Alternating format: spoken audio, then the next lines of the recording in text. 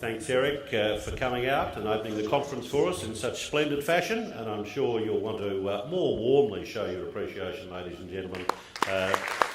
We wish you well, Eric. Thank you. Thank you for supporting that, ladies and gentlemen. Well, you'll see from our program, the very first of our subject matter experts today is Stephen Canning. Stephen's going to chat to us about payroll, cloud and mobile. Stephen is and has been for the last 3 years with PayGlobal, who, as you would know already, is one of our major sponsors for the conference today. 30 years experience in software services and consultancy, spanning a variety of business sectors, experience in the whole software development life cycle from a technical to more latterly a managerial perspective. Stephen's based in Sydney and is responsible for PayGlobal's product development and professional services both in Australia and New Zealand. Would you give a fabulous welcome, please, Stephen Canning, the first of our plenary speakers this morning.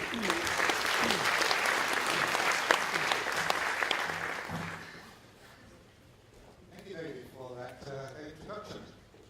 And I know what you're all thinking. 30 years experience, he must have started when he was 10. It's true, it's true. Okay. So, from the introduction, you'll gather I'm a little bit of a techie. I love technology. It really, really excites me. So, what is somebody like myself going to say to this audience who get really, really excited about payroll? If you do get excited about payroll, yep. Okay. I'm going to talk about being connected. And what connected means for us in today's day and age, and what it means for our businesses and how it's changing our businesses. So talking about being connected, I'm going to cover two areas. I'm going to cover the cloud, and I'm going to cover mobility, mobile computing. So I'm going to keep it really, really simple. I'm going to try and demystify it. Not too much techie stuff, don't worry. So, cloud, mobile, these are disruptive technologies. That's what the journalists are telling us. What are people saying? They're saying this is the biggest paradigm shift in decades. They're saying it's a game changer. There's huge cost savings to be made.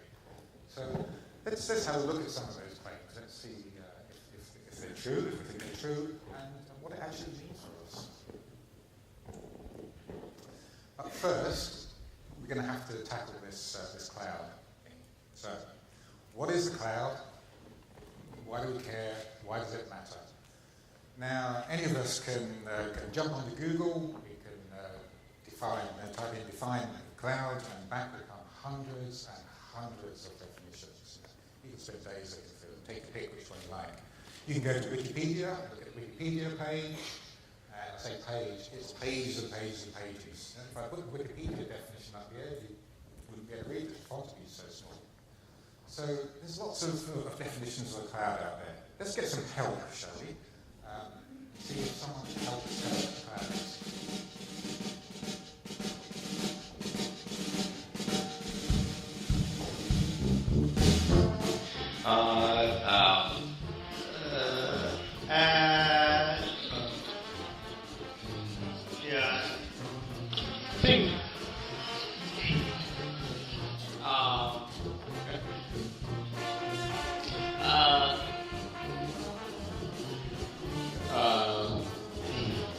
I have no idea.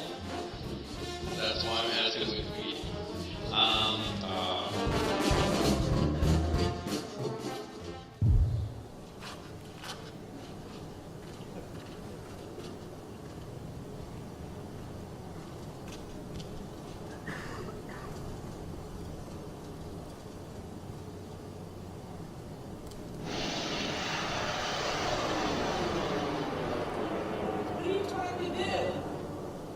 Data center in the cloud.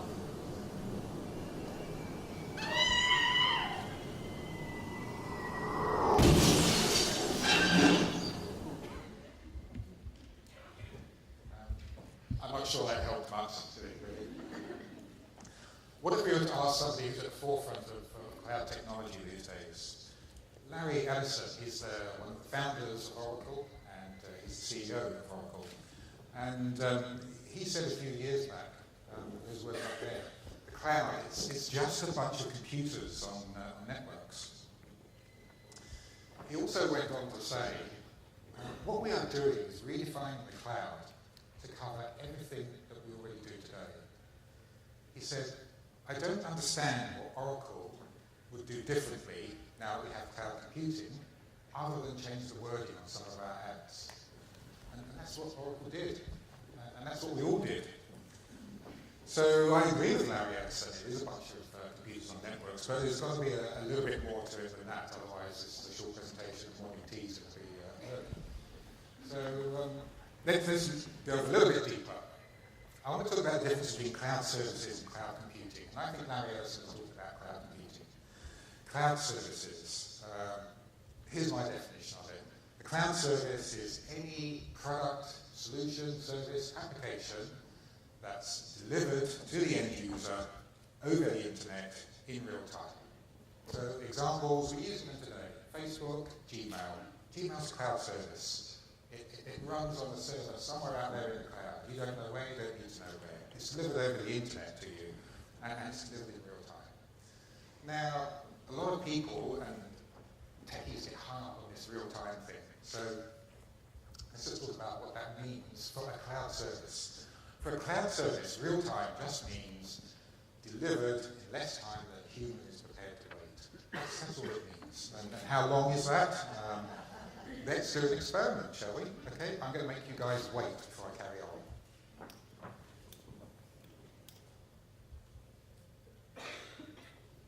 Yeah, I can't do it anymore because some of you are already starting to fidget, some of you are reaching for your phones. You know, it's just under 5 seconds. That's how long a human can wait. So cloud services, that's all it is. It's an application that you want to use, and it's delivered to you over the internet in under 5 seconds. That's pretty simple, really. We also have cloud computing. Now, cloud computing, I think that's what Larry Ellison was talking about. It's all the clever technology, all the IT stuff that sits behind cloud services. It's the enabler of cloud services. So I like to keep things simple. It's 3 things. It's a whole load of hardware. So it's all the computer servers and all the storage. It's all the applications that sit on those servers that deliver all of that software to you so you can access it on your browser, on your local PC. And it's a whole bunch of networks that all connect all this stuff together. That's it. That's what cloud computing is. And there's a 4th thing, a lot of cloud technology on top. So that's what we mean by cloud computing. And Larry Ellison is right. We have been doing it for years. So what has changed? Why now? The cloud, it's everywhere you look. You hear about it all the time. Is it marketing spin? Is it hype?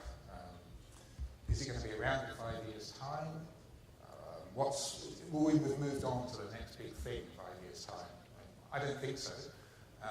But to answer the question why now, for me, the cloud is all about convergence. It's a whole load of things that all come together at the right time, perfect storm if you like, a whole lot of technology come together, a whole lot of cost reductions, everything's all come together at just the right time for us. So I wanted to talk about growth. Now, I could pull up a lot of charts for you showing growth in various things like internet users. And I could put the numbers on the scale for you, but you wouldn't be able to read the numbers and what do the numbers mean. All you need to know is that all the graphs are going like that, an exponential growth. We're seeing massive growth in the power of the computer servers that power the cloud. We're seeing massive growth in the number of users on the internet. And we're seeing massive growth in the amount of data that we can shuffle all around the world.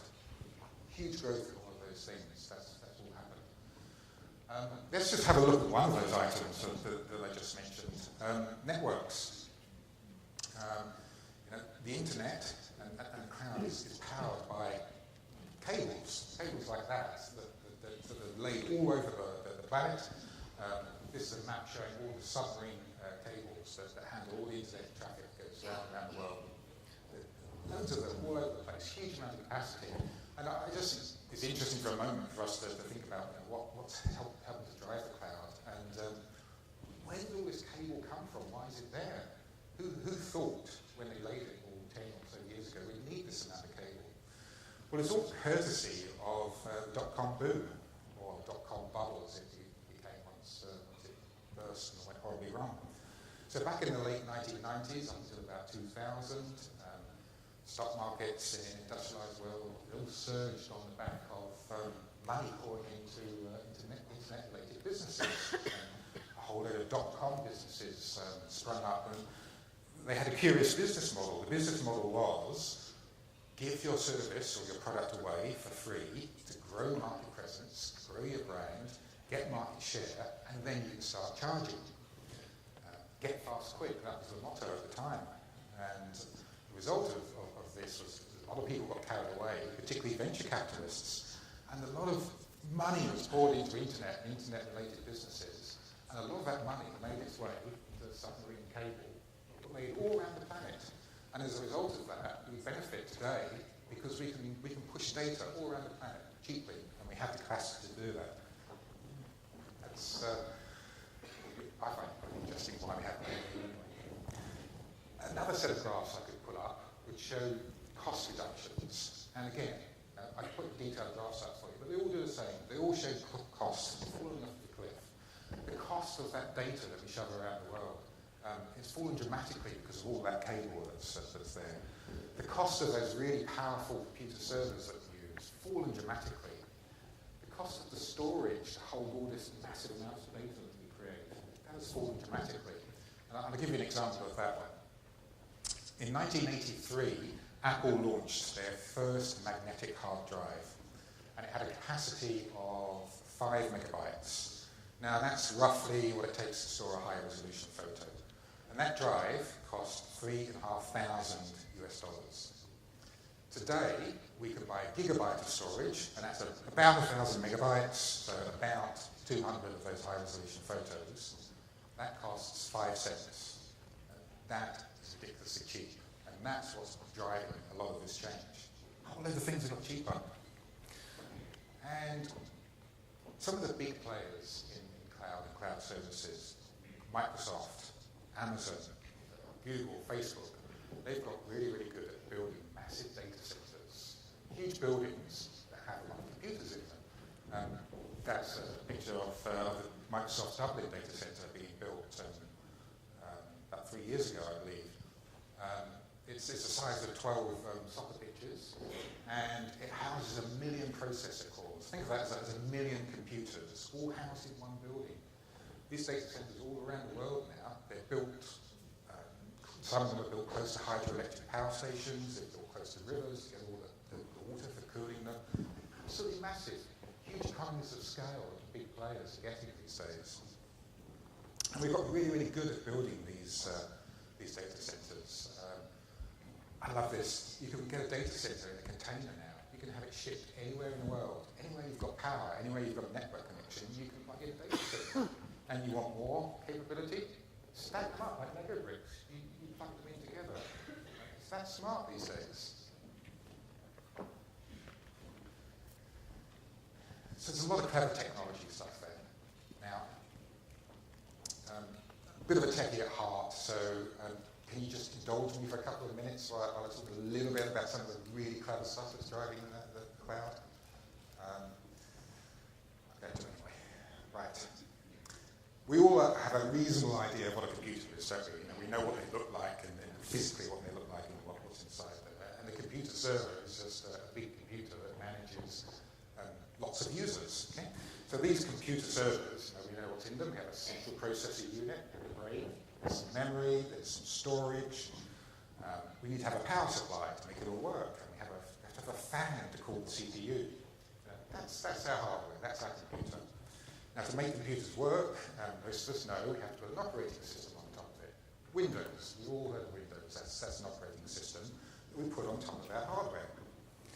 But a computer with an operating system doesn't do very much. You can make the lights flash, and it's not very interesting. To do anything really useful in the business world, we've got to put application software on top of the operating system. So, simple example, Microsoft Exchange is an application that will enable you to send and receive email in your business. So we'll put that on top of the stack. That's fantastic, and that's how traditionally we have delivered services like email into our businesses. That's great. But what we've done is we've created a dependency chain. So let's imagine that fan is cooling the CPU breaks. Fan breaks, CPU overheats, computer's smart enough to shut it down, shut itself down before a fire starts. Computer shuts down, your application can't run anymore, no more email. No more email until a techie comes in and fixes the fan. That's not very good. Now, what a lot of smart people figured out how to do, they did something really clever. They took the operating system and they took the applications and they wrapped them all up into one and separated them from the hardware underneath. Very clever technology that does it. And what that technology enables us to do is, if that hardware down the bottom fails, it lifts up the application and the operating system, and you can just drop it somewhere else on another server that's working instantly. Pretty clever. Not only that, this software, this technology that techies call virtualization. A lot of us use Microsoft Word or the Microsoft Office suite, and we know how to copy and paste. Control C, Control V if you use that. And you can do that with these servers. I'll take this stack here, this application, and this operating system, and I'll copy it, copy. I do it hundreds of times if I want to. So I can fill up a data center's worth of servers with copies of my own server. What's the big deal? Well, the deal is that if I want to expand and grow my business, I can do it very, very, very quickly. I can add more servers, so I can add more power. We can do it very, very quickly, and we can ensure that we've got resilience and disaster recovery. Anyway, that's my little bit on a really techie bit of cloud. It's just pretty smart, really. That's the main thing we need to know. So, all of these things all come together at the same time as a huge amount of demand for affordable, scalable solutions. So, software is expensive. We don't want to spend our company's money or that much of it on application software.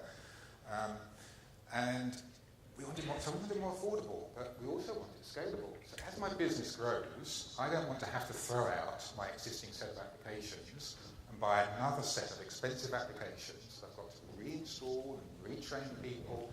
I want my existing applications to grow with me. So that's what we mean when we say we want it to be scalable. And that's where the power of these data centers and this technology enables us to easily do that. And we want our solutions to just work, don't we? A lot of technology can be difficult to install. You need technical people to help you configure it. And we want software that just works out of the box. Gmail, you log on, create your account, it just works, doesn't it? That's what the demand is. So all these things have come together, and that's where I believe that all this, I use the word hype, but all this noise, if you like, about the cloud has come from. Right place, right time. Now at PayGlobal, we did what Larry Ellison suggested and put the cloud into some of our advertising. And back in 2010, when we really moved a lot of our services to be delivered through the cloud model, we got about 30% of our customers moving onto our cloud offering. Now, bear that number in mind in a minute when we talk about cloud models and adoption of the cloud. 30%, not bad. Now, you knew there was going to come a point when we're going to throw acronyms up there. Let's just clear them out of the way really, really quickly, because you see some of these in vendors' literature, and people talk to you about them. Infrastructure as a service and platform as a service. Unless you work in an IT department, just ignore it. It's all techie stuff, relevant for techie companies. The one that probably would interest you would be SaaS, software as a service. And that's what we've been talking about. It's these applications that are delivered over the internet in real time to the end user. So they're not installed on your hard drive or on your PC or in your company's data center. They're somewhere remote and they're delivered to you. And there's a few characteristics of things that we call SaaS. So the traditional licensing model is you buy your software, you pay a big upfront licensing fee, and then you pay the vendor annual maintenance to keep it going. So the SaaS model is you rent the software. You don't buy it outright. You pay for how much you use. So you pay a certain amount each month, often by a certain amount per user, and you pay for what you use. You want to use more, pay more. You don't want to use it anymore, stop. You can stop altogether if you want to. That's the SaaS model, and that's the one that's the most mature of all of these cloud models that we've been talking about, and that's the one that's really the future, I believe, of how the majority of our software is going to be delivered in the future. And a final one, because you'll hear a lot of people talk about public clouds, private clouds, hybrid clouds, and don't get too hung up on it. It's really, really simple. A private cloud is one of these cloud computing systems that's built for one organization. It might be operated by the organization that has built it, or that might be outsourced to a third-party provider to operate the cloud.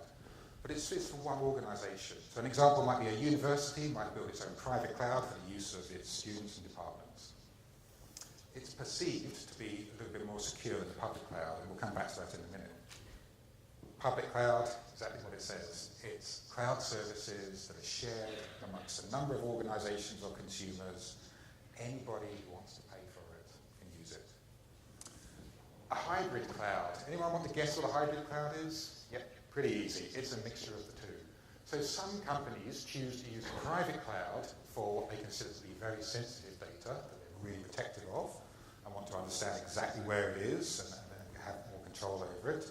But they might use a public cloud to give them sort of more scalability and ability to ramp up new services quickly or to expand, the email. They may put their email, for example, onto a public cloud. Mix the two together, hybrid cloud. Simple.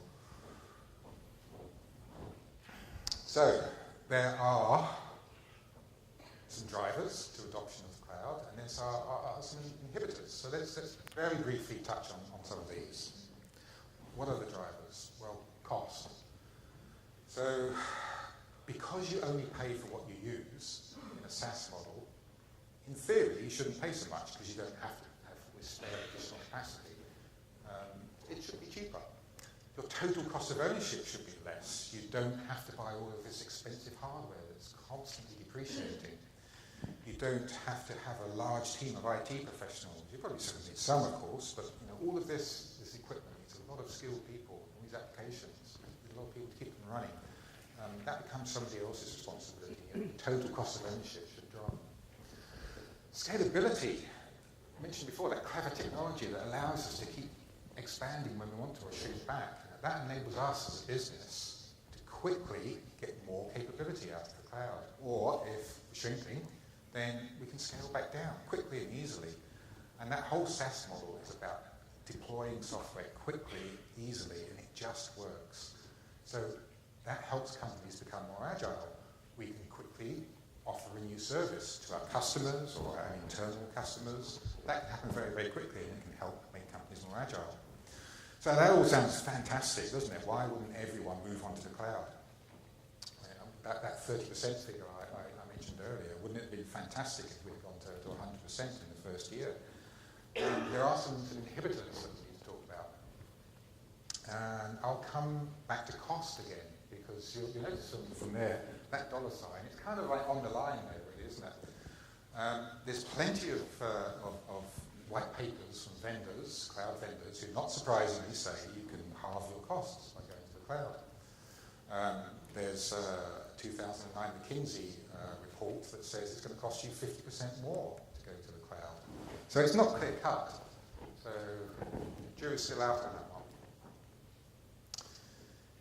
Reliability. Now, that one's pretty crucial, isn't it? If you're going to put your trust in the delivery of these services in a cloud vendor, you've got to be sure you're going to get reliable delivery.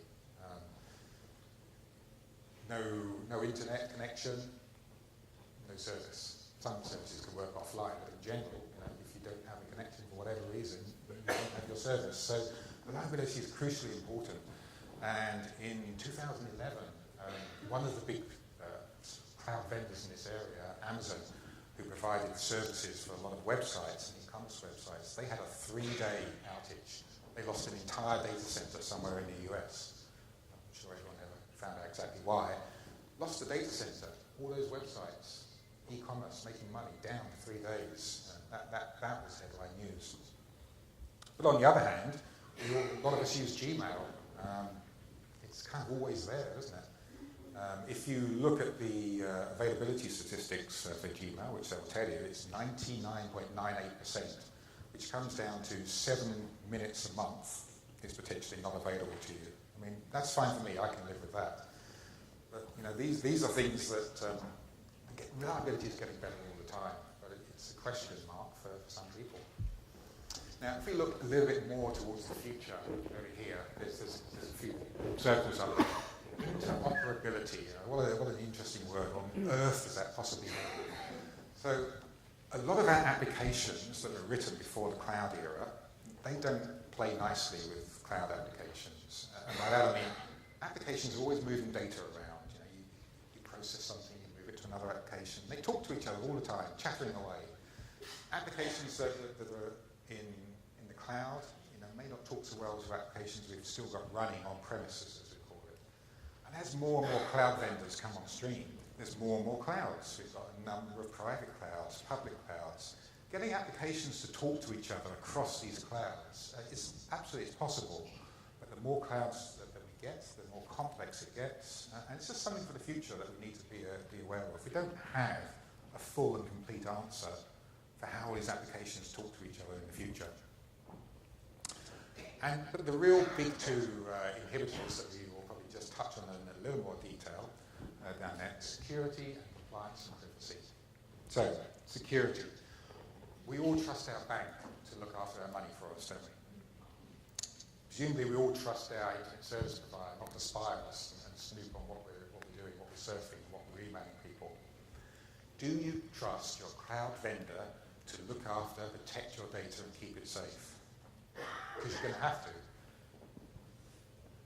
Now, cloud vendors, they should be experts in this area. I mean, hackers there's always going to be a hacker out there or a disgruntled employee. But if you go back a number of years, to break into a computer, you had to physically sit in front of the computer, in front of the keyboard, and break the password. Today, you don't have to physically be in front of the computer, do you? You just need to be able to break the password or find a way around the password. So there's always going to be someone who's trying. And your cloud vendor, for whichever service you're using, should be in the best place to be able to defend against all of those attacks. And that's their business model and their reputation. They're going to live or die behind whether they can protect your data. It all comes down to you have got to be able to trust your cloud vendor. Data sovereignty, or in other words, where that data lives. So when you move your applications and data into the cloud, you're letting go of a bit of control. You don't necessarily know. If you're on a public cloud, where is your data physically stored? It could be anywhere in the world. If it's a private cloud, you'll understand from if you built it yourself or whoever built it for you, you know where the data center is and where that data is stored. And there's a lot of regulation in various countries around the world around how we handle personal data and sensitive data. So in the European Union, for example, you can't move personal data outside of the European Union without express permission. In Australia, of course, we have the Privacy Act, and we have the tax authorities, the IRD in New Zealand and the ATO in Australia will have various views on this. Now, I could tell you all the clauses that there are in the Privacy Act and which ones you have to meet and which questions you should ask of your vendor about how to meet the requirements. But I just really like to keep things really, really simple. So for me, it all comes down to this. My cloud vendor just lost my data is not going to be accepted as an excuse. It's not going to be accepted by the Privacy Commissioner, it's not going to be accepted by the ATO, and it certainly isn't going to be accepted by a CEO. Now, you can imagine if payroll data were to leak out, that would be front page news. And something like that would be bad for every single one of us in this room, probably. So it's something you've got to talk to your vendor about, and it comes back to, you've got to trust your vendor. So these are all the things that you need to consider when you're thinking about putting anything into the cloud, but particularly applications dealing with sensitive data like HR and payroll. I can't emphasize enough, it's got to be a business decision. It's no longer an IT decision about what type of server, how many servers. The business has to get involved in these decisions, evaluate the risks and benefits. If you're talking to your IT people about this kind of an option, ask them about the data synchronization that I mentioned. It's an issue that's coming for the future. Today, you might understand how your data can be moved from applications and across databases. What about in the future? What about as more and more stuff goes into the cloud? How's it going to work? Which cloud, public or private? Benefits and costs associated with each. Security, so crucial, as we just talked about. You've got to talk to your vendor. You've got to ask your vendor these sort of questions. How long have they been providing software as a service? How do they ensure your data is secure? What security systems do they have in place? What certifications do they have? Again, can't emphasize enough, it comes back to having to trust your vendor that your applications and data is safe in the cloud. So that's a whistle-stop tour of the cloud. Okay, now, I promised you a very brief chat about mobile as well. But mobile, we all understand what mobile devices are. Now, we've all got them. You know? We've all got these things. Some of us have got iPads. And BYOD, another one of these, it's a 4-letter acronym, of course. Bring your own device. So I have this, I also have an iPhone, because I like Apple, and I've got an iPad, I've got a big laptop. That's too big for me, so sometimes I carry around a tablet. So if I'm on a plane or train, I only use my tablet.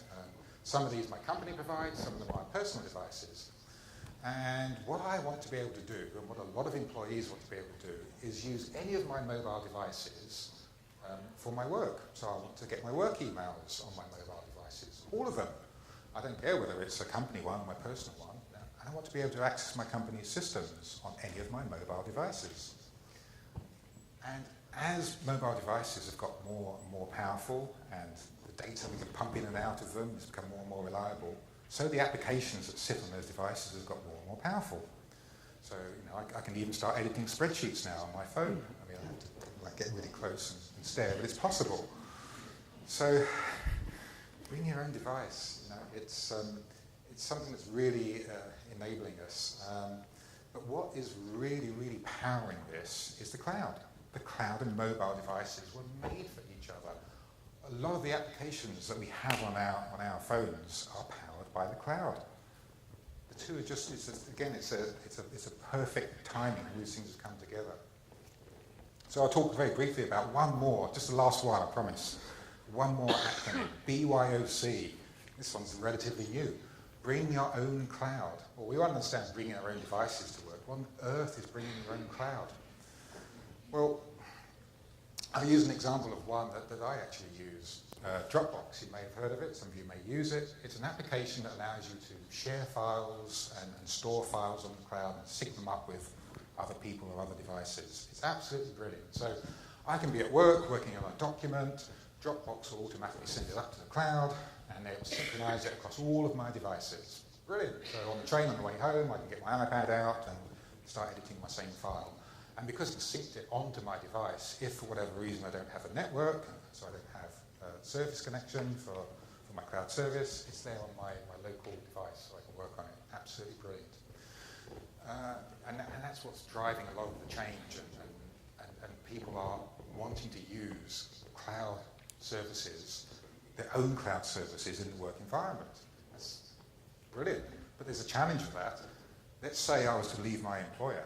So my laptop, I hand it back to the IT team, they wipe it, take all the company data off, it's clean.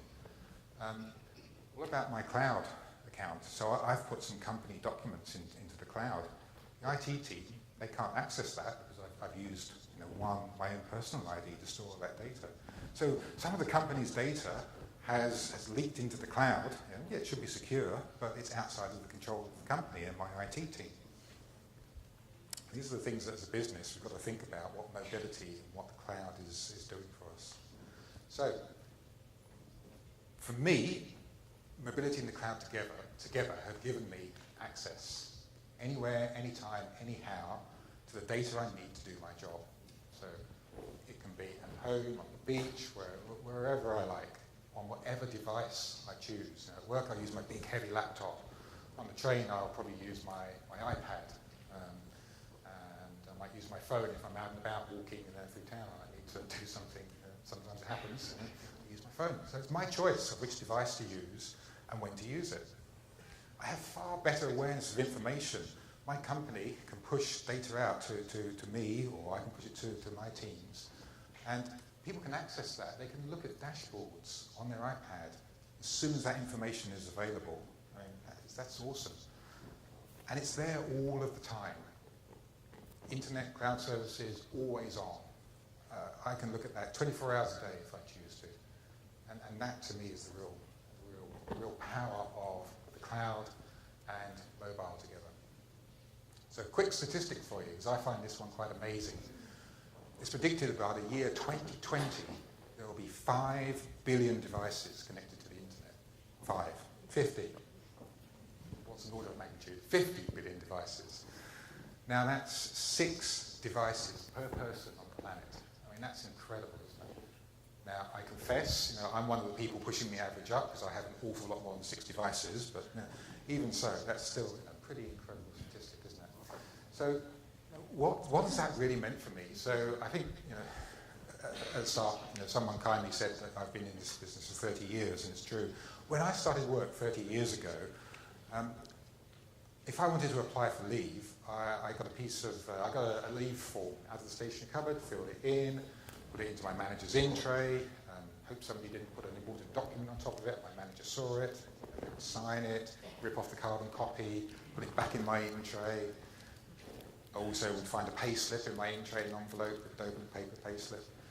Today, what do I do today if I want to apply for leave? I go to my smartphone, I open up my leave application, and I apply for leave there and then. Send. My manager receives a notification instantly. If he's working, he can approve it there or then. If he's on holiday, my leave application is actually running in the cloud, will reroute the request to whoever my manager's delegated that to, probably someone in HR. Back will come the response. Pretty amazing, isn't it? If I want to check my payslip, I just do it on my phone anytime I want to. I don't need that paper anymore. So that's how it's changed for me. So the connected person, what do they look like now? And what can they do now? Well, we can all work globally. Time zones are allowing, we can collaborate with our colleagues across the world. We can all work on documents simultaneously across the world, thanks to the cloud. Our personal and work lives have started to merge a little bit. 9 to 5 for some of us has gone, sadly. And I talked about how with Dropbox, a lot of the personal stuff that we do and the work stuff, it's all converged. Social networks are everywhere, aren't they? There's that whole challenge. How do you keep that separation? Somebody asked me a question the other day. They said, "We need your opinion on this." Oh, here we go. Take a question about the cloud. They said, "So should I accept a Facebook request from my boss, friend request?" The answer is no. So you know. So look, I'm your typical connected person now. I have all my devices. I want to use them anywhere, anytime. But what about the future? Well, let's have a look into the future, shall we? Now, look, I could tell you all the things that PayGlobal thinks is going to happen with our product and where we're going, but let's wrap this up now with just a bit of fun. Why not? Let's do a thought experiment. Let's wind forward 10, 20 years. I don't know. What would things look like? Right, so I drink way too much coffee, right? And I go to the Nespresso shop in Sydney, and you get the carrier bag, you put all your coffee capsules in the tubes into there, and you look around for someone to pay, and there's no one there because you put the bag into the machine. And it very cleverly scans it all. It's not a barcode scanner. It's actually a little chip embedded in the tube of all the capsules. And if you're that way inclined, the next time you get one of your tubes, rip it apart, try and find a chip. It's absolutely tiny. It really, really is tiny, very well hidden. So it's so tiny, why don't we take one of these chips and embed it in our wrist? Let's give that a go. Or maybe in the back of our neck. Apparently they do that in dogs now anyway for some reason. Why not do that? Now, when I've done that, let's say I'm an office worker and I get into the office in the morning. As I walk in, beep, I'm scanned. I go out for lunch, beep, I'm scanned out, come back in, scanned, beep. I go home at the end of the day, beep, scanned. So my employer knows exactly which hours I've worked, knows how long I took for my meal break, how many meal breaks, how many hours of overtime I worked. So, in that case, because my employer is with a cloud payroll and time and attendance provider, well, we can work out there and then what I should be paid, real time, remember, 5 seconds. So by the time I've walked out of the office, and I'll get out into the street, and I'm reaching, I'll get my Google glasses. You know what Google glasses are? So I get my Google glasses, I put them on. By the time I'm out in the street, I look at my heads-up display, and I can look at my bank account, and I can see, ching, ching, ching, ching, there you go, I've just been paid. 5 seconds, isn't that fantastic? It's a vision for the future. And these aren't Google glasses, by the way, they're reading glasses, because I've been staring at computer screens for 30 years. So, there you go, look. That's what it's all about, being connected for me. Very, very quick tour of the cloud and mobility. I hope there's been something there useful for you. I love talking about technology and how at PayGlobal's we apply it to our solutions. I'm here for the rest of the day. I'll be on the PayGlobal's stand. Love to come and talk some more about it. If you want to, come and see me. And if anybody has a pair of real Google glasses, please come and see me. Okay? Thanks very much.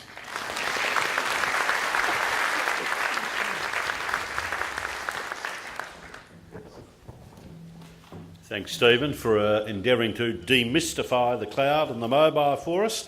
As Stephen said, he's on the PayGlobal's stand, so one of the great things about having so many of our speakers here is you'll get an opportunity to have a yarn to them later on, and any questions, go and speak to the man. You would have been given a feedback form on arrival today, so often it's best to give us that feedback sort of contemporaneously rather than sitting there at the end of the day and trying to remember who was who and how fabulous they were. So by all means scribble away there. But I need to, well, I really don't need to introduce you, but Tracy Angwin, of course, is going to have a chat to us next about payroll benchmarking. Maybe because we know Tracy in her role as the founder and managing director of the Australian Payroll Association, we forget that she moved into that, if you like, as through having a passion for payroll compliance and efficiency. And when I first met Tracy at a conference about 10 years ago, she was, like you, working in the industry for various vendors and employers as well. So in Tracy's role as managing director, though, she's become or continue to be a subject matter expert, often gets a spot on media commentating on various payroll issues, and of course author of the book The